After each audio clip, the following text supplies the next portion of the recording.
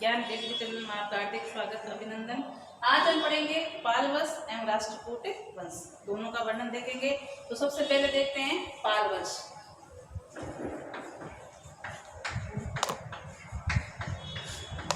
पाल वंश का जो संस्थापक है उसका नाम है गोपाल। कैसे बना वो वर्णन पढ़ते हैं। तो पहले संस्थापक है गोपाल और स्थापना कब की है? 1750 ईस्वी। अब गोपाल पाल वंश का कैसे शासक बना इसका वर्णन बताते हैं। ये कहाँ का है? बंगाल के अंदर, ध्यान में रखना, बंगाल के अंदर है। तो बंगाल के अंदर जब शशांक गौड़ का शासक था, वर्धन वंश के समय हमने पढ़ा था, वर्धन वंश का जो सेकंड शासक था राज्यवर्धन, उसका और बंगाल के शासक है जिसका नाम था शशांक गौड़, उनके मध्य दोनों के युद्ध होता है और इसमें जो राज्यवर्धन था, वर्धन वंश का शासक, वो हारा जाता है और युद्ध में ही मारा जाता है। तो राज्यवर्धन के बाद में वर्धन वंश का शासक आता है जिसका नाम है हर्षवर्धन। तो हर्षवर्धन ने अपने भाई का बदला लेने के लिए जो बंगाल का शासक था शशांक गौड़, उस पर आक्रमण किया और इसको हराकर वहां अपना अधिकार कर लेता है। कौन? हर्षवर्धन। तो हर्षवर्धन वहां अधिकार करने के बाद कन्नौज अपनी राजधानी बनाता है। ध्यान में रखना, वर्धन वंश की पहले राजधानी थी वो थी थानेश्वर, ठीक है। और जब हर्षवर्धन बनता है और शशांक को हराता है, उसके बाद में अपनी राजधानी बनाता है कन्नौज। कन्नौज दोनों ओर से, चाहे राजनीतिक देखें या हम आर्थिक देखें, तो संपन्न था। क्या कारण था? वहाँ दो नदियां थी, गंगा और यमुना, बीच का क्षेत्र है वो क्या है? कन्नौज। तो दो आपका क्षेत्र होने के कारण बड़ा ही उपजाऊ था, तो आर्थिक दृष्टि से यह बड़ा मजबूत था। और हर्षवर्धन ने वहाँ अपनी राजधानी बनाकर इसको राजनीतिक रूप से भी संगठन बना दिया, ठीक है। तो अब हर्षवर्धन की मृत्यु बाद वर्धन वंश का अंत हो जाता है, क्योंकि ये निसंतान था, इससे कोई संतान नहीं थी। तो वर्धन वंश की समाप्ति के बाद कन्नौज पर या हम देखें बंगाल पर तो कोई मुख्य रूप से शासक नहीं बना। और जनता के अंदर क्या है, इस प्रकार की विद्रोह की भावना थी। तो जनता नहीं, ये जो गोपाल नाम का एक व्यक्ति था जो बौद्ध धर्म का अनुयायी था, इसको क्या बनाया? जनता ने इसको वहां का राजा घोषित कर दिया और इसने नए वंश की स्थापना की जिसका नाम है पाल वंश, ठीक है। तो पाल वंश का संस्थापक कौन हुआ? गोपाल। और कब स्थापना हुई? 750 ईस्वी के अंदर। शासक कैसे बना हमने देखा। अब देखते हैं हम अगले पाल वंश के कौन कौन से शासक आए और किस प्रकार उसने अपने पाल वंश की सत्ता को बढ़ाया। ये तो 1 नंबर का हो गया। 2 नंबर पर आता है धर्मपाल। धर्मपाल पाल वंश का सबसे महान शासक माना जाता है। ये तो संस्थापक हो गया। इसके बाद में जो धर्मपाल आता है वो पाल वंश का महान शासक है और बौद्ध धर्म का अनुयायी है और इसने विक्रमशिला विश्वविद्यालय की स्थापना की है। विक्रमशिला विश्वविद्यालय की स्थापना की, ठीक है। ध्यान में रखना, ये बौद्ध धर्म के लिए। और जो नालंदा विश्वविद्यालय जिसने कुमारगुप्त ने गुप्त वंश का शासक था उसने स्थापना की थी, उसको इसने संरक्षण भी दिया था। तो दोनों बौद्ध धर्म के अनुयायी थे और इसने विक्रमशिला की स्थापना कर दी और दूसरा नालंदा विश्वविद्यालय के उसको संरक्षण दिया। तो दोनों मुख्य रूप से। और एक इसकी मुख्य बात होती है त्रिपक्षीय संघर्ष में भाग लेता है। त्रिपक्षीय संघर्ष क्या है? 3 वर्षों के बीच में होने वाला, ठीक है। कौन कौन से वंश से होता है? एक तो होता है इसमें पाल वंश और दूसरा होता है राष्ट्रकूट वंश और तीसरा होता है गुर्जर प्रतिहार वंश। इन तीनों के बीच में संघर्ष होता है। किसको लेकर? कन्नौज को लेकर। कन्नौज पर तीनों ही अधिकार करना चाहते हैं। पाल वंश भी चाहता है, राष्ट्रकूट वंश भी चाहता है और गुर्जर प्रतिहार वंश भी चाहता है। कारण क्या है? मैंने आपको बताया, कन्नौज आर्थिक दृष्टि से और राजनीतिक दृष्टि से दोनों तरफ से ये संपन्न था, तो प्रत्येक शासक इस पर अपना अधिकार करना चाहते थे। तो पाल वंश की ओर से सबसे पहले त्रिपक्षीय संघर्ष में भाग लेने वाला शासक था धर्मपाल। ध्यान में रखना, पूछ लिया जाता है पाल वंश का त्रिपक्षीय संघर्ष में भाग लेने वाला प्रथम शासक कौन था, तो धर्मपाल। ठीक है, तो धर्मपाल ने त्रिपक्षीय संघर्ष में पाल वंश की ओर से संघर्ष किया और राष्ट्रकूट का राजा था जिसका नाम था दुर्वेद और गुर्जर प्रतिहार वंश का शासक था वस्त्रराज। इन दोनों को इसने हराकर कन्नौज पर अपना अधिकार कर लिया। ध्यान में रखना, तो गुर्जर प्रतिहार वंश के शासक को भी हराया और राष्ट्रकूट वंश के शासक को भी हराया किसने, धर्मपाल ने, और कन्नौज पर अपना अधिकार कर लिया। तो ये इसके बारे में है। त्रिपक्षीय संघर्ष में भाग लिया, विक्रमाशिला विश्वविद्यालय की स्थापना की और बौद्ध धर्म को खूब प्रचार प्रसार किया और पाल वंश का सबसे महान शासक माना जाता है। अगले शासक की ओर चले हम, तो इसके बाद में आता है इसी का पुत्र देवपाल। मुख्य रूप से पाल वंश में 4 शासकों का वर्णन आपको दिया गया है पढ़ने के लिए, गोपाल, धर्मपाल, देवपाल और एक आएगा महिपाल। ठीक है, तो हम देवपाल के बारे में देखें तो देवपाल ने भी त्रिपक्षीय संघर्ष में भाग लिया था, लेकिन ये अपने कन्नौज पर अधिकार नहीं कर पाया। ये ध्यान में रखना, धर्मपाल की तरह इसने अधिकार नहीं किया था और अपने सत्ता का खूब प्रचार प्रसार किया, लेकिन अंत में चोल शासक राजेंद्र प्रथम, चोल शासक का शक्तिशाली शासक था राजेंद्र प्रथम, इसके साथ संघर्ष होता है देवपाल का और ये राजेंद्र प्रथम में गंगा के संलग्न क्षेत्रों को अपने अधिकार में कर लेते हैं और धीरे धीरे इस प्रकार पाल वंश के सत्ता समाप्त होने लगती है। तो पाल वंश की हम समापन सत्ता देखें तो 1850 से लेकर 998 ईस्वी तक का लगभग ये काल रहा है। ये समाप्त काल के लगभग था और इसी समय 998 ईस्वी में एक शासक आता है जिसका नाम है महिपाल प्रथम। और महिपाल प्रथम के समय ही ये आता है 998 ईस्वी में, 1173 ईस्वी तक इसने शासन किया है। तो ये दूसरा संस्थापक माना जाता है पाल वंश का। मैंने आपको बताया 850 से लेकर 998 ईस्वी तक का लगभग समाप्ति काल था पाल वंश का। इसके बाद में 998 में जो महिपाल प्रथम आता है पाल वंश का शासक, ये दूसरा संस्थापक माना गया है। ध्यान में रखना, दूसरा संस्थापक। कई बार छोटा क्वेश्चन पूछ लिया जाता है पाल वंश का दूसरा संस्थापक कौन था। पहला तो गोपाल था जिसने पाल वंश की स्थापना की, राजा दुर्गंधा द्वारा चुना गया था, लेकिन जब पाल वंश की लगभग समाप्ति की ओर थे उस समय जो महिपाल प्रथम आता है ये दूसरा संस्थापक माना जाता है। इसने अपने साम्राज्य का खूब विस्तार किया, लेकिन चोलों द्वारा वापिस आक्रमण होने के कारण धीरे धीरे पाल वंश समाप्ति की ओर जाने लगा। और इसके बाद में महिपाल के बाद में नेपाल शासक बनता है और नेपाल को तिब्बत का जो शासक था उसने बौद्ध धर्म प्रचार प्रसार के लिए बुलाया था और ये नेपाल तिब्बत जाता है और वहाँ बौद्ध धर्म का प्रचार प्रसार करता है। ठीक है, और इसके बाद में विरुक्षपाल बनता है। विरुक्षपाल के बाद में बनता है रामपाल। रामपाल के बाद में बनता है मदनपाल।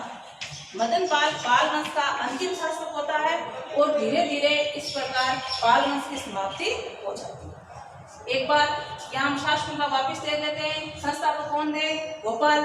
कब स्थापना की? 750 से ये 770 तक शासन करता है। ठीक है ना, 70 में बनता है धर्मपाल। 770 से लेकर 810 ईस्वी तक रहता है धर्मपाल। धर्मपाल की मुख्य 2 बातें हैं, विक्रमशिला विश्वविद्यालय की स्थापना की और नालंदा विश्वविद्यालय को संरक्षण दिया और त्रिपक्षीय संघर्ष में पाल वंश की ओर से पहला शासक था जिसने भाग लिया था। ठीक है, उसके बाद उसका पुत्र बनता है यहाँ देवपाल। देवपाल ने भी खूब सत्ता सत्ता थी, लेकिन चोल वंश के शासकों ने इसको पराजित कर दिया। इसके बाद में नारायण पाल आता है, कुछ और भी शासक आते हैं ऐसे, और उसके बाद में 850 से लेकर 998 ईस्वी का जो काल है वो समापन की काल की ओर है। और उसके बाद में 998 ईस्वी में महिपाल प्रथम आता है, जो दूसरा संस्थापक माना गया पाल वंश का, और इसने अपने साम्राज्य का खूब विस्तार किया। और अंत में चोलों द्वारा आक्रमण के कारण लगभग इस राज्य की समाप्ति की ओर होते हैं। कई शासक और भी बने, नेपाल, विरुषपाल, रामपाल, मदनपाल, लेकिन धीरे धीरे ये कमजोर थे। और इस प्रकार मदनलाल के बाद में पाल वंश की सत्ता समाप्ति हो जाती है। अब हम थोड़ा सा इसके में देख लेते हैं। एक छोटा क्वेश्चन बनकर आता है, जो पाल वंश के शासक थे वो किसके अनुयायी थे? तो बौद्ध धर्म को मानते थे, ध्यान में रखना, बौद्ध धर्म को ये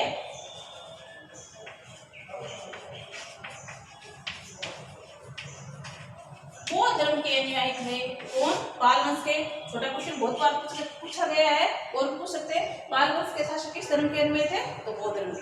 दूसरी बात, ये कला के अंदर निपुण थे और इसके समय दो महान शिल्पकारी भी आए हैं, धीमान एवं विटपाल। ध्यान में रखना, ये दो महान शिल्पकारी है। और पाल वंश के शासकों ने कई जलाशय भी बनाए, मतलब तालाब बनाए। और दीनापुर के अंदर, दीनापुर में आज भी कई जलाशय वहां मौजूद है। ठीक है, तो ये इसका थोड़ा सा वर्णन था। तो बौद्ध धर्म को मानने वाले थे और इसके शिल्पकारी आए मुख्य रूप से दो, दीपाल और वटपाल। ठीक है, और कई जलाशय बनाए जो दीनापुर जिले के अंदर आज भी वर्ग में विद्यमान है। तो ये हम पढ़ लिया पाल वंश। आगे देखते हैं दूसरा, राष्ट्रकूट वंश। राष्ट्रकूट वंश है, इसने जो पाल वंश था ये तो उत्तर का था और इसने दक्षिण में राज किया। तो दक्षिण में सत्ता विस्तार करने के बाद ये उत्तर की ओर आते हैं अपनी सत्ता विस्तार करने के लिए। और उत्तर के अंदर जो कन्नौज है वहाँ ये भी अधिकार करना चाहते हैं। मैंने आपको त्रिपक्षीय समस्या में बताया, तो तीनों वंशों के शासक है वो कन्नौज पर अधिकार करना चाहते, उसमें राष्ट्रकूट वंश का भी था। अब राष्ट्रकूट वंश की स्थापना किसने की है? दंतीदुर्ग। कब की? 736 ईस्वी के अंदर। ध्यान में रखना, ये जो दंतीदुर्ग है ये वातापी चालुक्य का शासक था, कीर्तिवर्मन द्वितीय उसका सामंत था। सामंत का तात्पर्य है राजा के अधीन राज्य करना।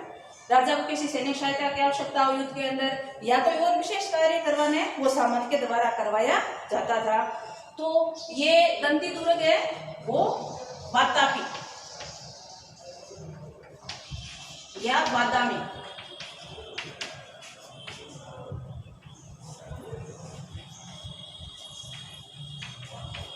चालुक्य का शासक है।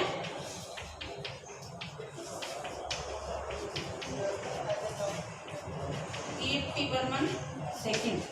उसकी जब सत्ता कमजोर हो गई या ये मान सत्ता समाप्ति की ओर थी, तो जो सामंत था दंतीदुर्ग, इसने कीर्तिवर्मन को हराकर अपने नए वंश की स्थापना कर ली, जिसका नाम है राष्ट्रकूट वंश। एक बात यहाँ और ध्यान में रखना, जो राष्ट्रकूट वंश है वो चालुक्य वंश के कारण ही तो आते हैं, और चालुक्य वंश इसको समाप्त करेगा। आपको एंड बताऊं कि समाप्त किसने किया? तो चालुक्य तीन प्रकार के थे, वातापी चालुक्य या बादामी, एक वेंगी चालुक्य भी होता है और एक होता है कल्याणी। ठीक है, तो कल्याणी के जो चालुक्य है उसके कारण राष्ट्रकूट की समाप्ति होगी और वातापी चालुक्य की समाप्ति करके राष्ट्रकूट की उत्पत्ति होती है। ठीक है, तो दंतीदुर्ग पहला शासक है जिसने 736 ईस्वी के अंदर वातापी का शासक था कीर्तिवर्मन द्वितीय, उसको हराकर नए वंश की स्थापना की, जिसका नाम है राष्ट्रकूट वंश। अब राष्ट्रकूट वंश के बाद में, दंतीदुर्ग के बाद में अगला शासक बनता है जिसका नाम है कृष्ण प्रथम। कृष्ण प्रथम दंतीदुर्ग का चाचा है। ध्यान में रखना, इसकी एक ही मुख्य बात आपको ध्यान में रखनी है, इसने एलोरा की गुफा के अंदर कैलाशनाथ मंदिर का निर्माण करवाया। ये काफी बार पूछते हैं कैलाशनाथ का मंदिर का निर्माण किसने करवाया, तो क्वेश्चन प्रथम में। और किस वंश का शासक है, राष्ट्रकूट वंश का शासक। ठीक है, तो एलर की गुफा के अंदर इसकी क्या खासियत है, ये एक ही शिला पर बना हुआ खूबसूरत मंदिर है। अंदर बहुत मंदिर बने हुए कई शासकों द्वारा, लेकिन जो कैलाशनाथ का मंदिर है कृष्ण प्रथम ने बनाया है और एक ही शिला पर बना हुआ है। तो ये मुख्य इसकी बात है। एक बात और है, जो दंती दुर्ग ने वातापी चालुक्यों को हराया था, पूर्ण रूप से नष्ट किसने किया था, कृष्ण प्रथम ने। दंती दुर्ग ने तो वातापी चालुक्यों को हराकर नए वंश की स्थापना की थी, और जब कृष्ण प्रथम आया तो इसने पूरी तरह वातापी चालुक्यों को सत्ता समाप्त कर दी। ये बात इसकी। दो अगला हम शासक देखें तो यहाँ आता है गोविंद सेकंड। गोविंद जो सेकंड है वो कुछ समय के लिए रहता है, ज्यादा अच्छा शासक नहीं है, कमजोर शासक है, इसका कोई वर्णन नहीं दिया गया। इसके बाद में इसका पुत्र आता है, ये शक्तिशाली शासक माना गया है, और इसकी एक क्या खासियत, ये त्रिपक्षीय संघर्ष में भाग लिया है इसने। ठीक है ना, ध्यान में रखना अपना। त्रिपक्षीय संघर्ष में पाल वंश का शासक है, धर्मपाल के साथ युद्ध करता है, और जो प्रतिहार है गुर्जर प्रतिहार, उसका शासक है वस्त्रराज, उसके साथ ये युद्ध करता है, और दोनों को हराकर, कौन, ध्रुव, इन दोनों को ये हराकर कन्नौज पर कौन अधिकार कर लेता है, जो राष्ट्रकूट का 4 नंबर का शासक है ध्रुव। ठीक है ना, ये ध्यान में रखना। तो दो त्रिपक्षीय संघर्ष में भाग लेते हैं, पाल वंश की ओर से धर्मपाल लेता है और गुर्जर प्रतिहार की वंश से वस्त्रराज लेते हैं, दोनों को हराकर ध्रुव यहाँ कन्नौज पर अपनी सत्ता स्थापित कर लेता है। तो यह मुख्य रूप से इसकी ये खासियत यहाँ है। ठीक है, अगला हम शासक देखें तो इसी का एक पुत्र आता है गोविंद थर्ड। गोविंद थर्ड ने भी त्रिपक्षीय संघर्ष में भाग लिया था, और उस समय जो प्रतिहार वंश का शासक था वो नागभट्ट था। शासक चेंज हो गया था यहाँ, नागभट्ट सेकंड। ठीक है, और उसका धर्मपाल ही रहा है, पाल वंश का शासक था, वो कौन है, धर्मपाल। तो इन दोनों के बीच में गोविंद द्वितीय युद्ध करता है, लेकिन इनको हरा नहीं पाता, इसकी तरह दर्द की तरह हराकर इसको कन्नौज पर अपना अधिकार नहीं कर पाता, लेकिन इसके साथ संघर्ष जरूर करता है गोविंद थर्ड। ठीक है, और गोविंद थर्ड के बाद में हम देखें तो ये इसी का पुत्र आता है अमोघवर्ष। अमोघवर्ष ने लगभग 64 वर्ष तक शासन किया, खूब लंबा शासनकाल है इसका। 64 वर्षों के अंदर इसने जो राष्ट्रवंश की राजधानी थी कौन सी बनाई, मान्यखेड़। ध्यान में रखना, मान्यखेड़ राजधानी राष्ट्रकूट वंश की किसने बनाई है, अमोघवर्ष ने। और एक बात इसकी और है, एक अरबी यात्री था सुलेमान, इसी समय राष्ट्रकूट वंश में जो शासक था अमोघवर्ष उसी समय आया था, और उसने महान 4 बुद्धिमान शासकों में अमोघवर्ष की गिनती की थी। ठीक है, तो ये ध्यान में रखना, सुलेमान आया है और अपनी इसने राजधानी बदली, मान्यखेड़ रखी। ठीक है, अमोघवर्ष के बाद में आएगा कृष्ण द्वितीय और इंद्र थर्ड। ठीक है, ये दोनों आते हैं, ये भी त्रिपक्षीय संघर्ष में संघर्ष करते हैं, किसके साथ, महिपाल के साथ। ठीक है, महिपाल के साथ ये त्रिपक्षीय संघर्ष के अंदर संघर्ष करते हैं। और इसके बाद में आता है कृष्ण थर्ड। कृष्ण थर्ड चोल वंश के शासकों के साथ इसका संघर्ष होता है, और उस समय जो चोल वंश था वो महान शक्तिशाली था, और चोल वंश के साथ जैसे पहले महिपाल का हुआ तो पाल वंश के अंदर सत्ता समाप्त हो गई थी, और कृष्ण द्वितीय के वर्ष में चोल वंश के साथ शासकों का खूब लंबा संघर्ष चलता है। और इस प्रकार धीरे धीरे जो राष्ट्रकूट के वंश के शासक थे वो समाप्ति की ओर आ रहे हैं। और इसके बाद में कृष्ण के बाद में मैं इसके राजाओं के नाम बता देती हूँ आपको, जैसे गोविंद फोर्थ आएगा,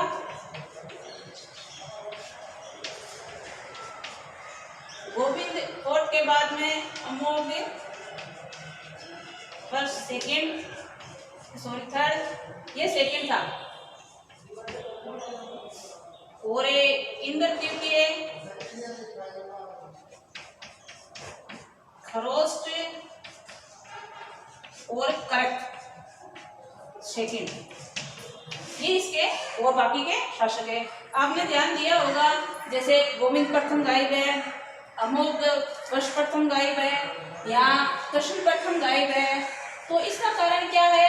दंती दुर्ग से पहले, दंती दुर्ग ने जिस राष्ट्रकूट वंश की स्थापना की थी, इससे पहले वातापी चालुक्यों के तहत इन शासकों ने सामंत के रूप में राज किया था। जैसे नंदराज ने किया है, गोविंद प्रथम ने किया है, अमोघ वर्ष प्रथम ने किया है और कृष्ण प्रथम ने किया है। तो वो सामंत के रूप में थे, स्वतंत्र राजा नहीं बन पाए थे। स्वतंत्र राजा सबसे पहले दंती दुर्ग ने ही बना था, इसलिए इनका वर्णन इसमें नहीं दिया गया। ठीक है, अब क्या होता है, जो करक सेकंड है इस वंश का अंतिम शासक है, तो करक सेकंड को हराकर एक नए वंश की स्थापना करेंगे।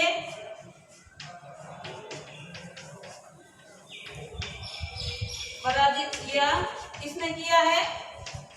कल्याणी के चालुक्य।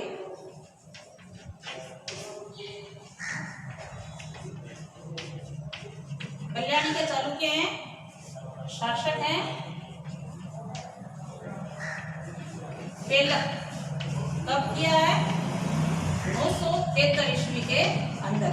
और जो इनकी राजधानी थी मान्यखेत, वहां पर अधिकार कर लेते हैं। कौन? कल्याणी के चालुक्य। ठीक है, तो करक सेकंड राष्ट्रकूट वंश का शासक था, तो उसको हराकर किसने हराया? कल्याणी के जो चालुक्य थे, जिसमें शासक था तेलक, उसने 973 ईस्वी के अंदर इस करक तृतीय को हराकर मानखेत पर अपना अधिकार कर लिया था। इस प्रकार राष्ट्रकूट वंश का समाप्त हो जाता है और एक नया वंश उभर कर आता है, कल्याणी के चालुक्य। तो मैंने आपको बताया था चालुक्यों के द्वारा ही ये वंश स्टार्ट हुआ था या शुरू हुआ था, और चालुक्यों के द्वारा ही इसको समाप्त कर दिया गया। और ये वैदिक धर्म को मानने वाले थे। ठीक है, वैदिक धर्म को, और वैदिक धर्म के तहत कई मंदिरों का भव्य निर्माण भी कराया है। और इसकी मुख्य बात ये संस्कृत एवं कन्नड़ भाषा के पोषक थे, ध्यान में रखना। और जो अरबी आया था सुलेमान, उसने इस वंश के सभी शासकों को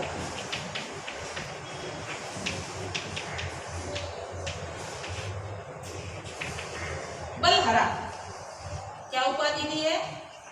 बलहरा बताया है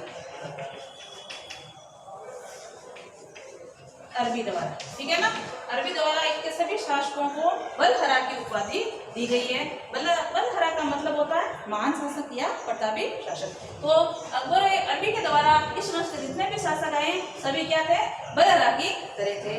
तो आज हमने पाल वंश एवं राष्ट्रकूट वंश के बारे में वर्णन पढ़ा, किस प्रकार वंश स्थापक था, कैसे इसकी स्थापना की, कैसे अंत हुआ।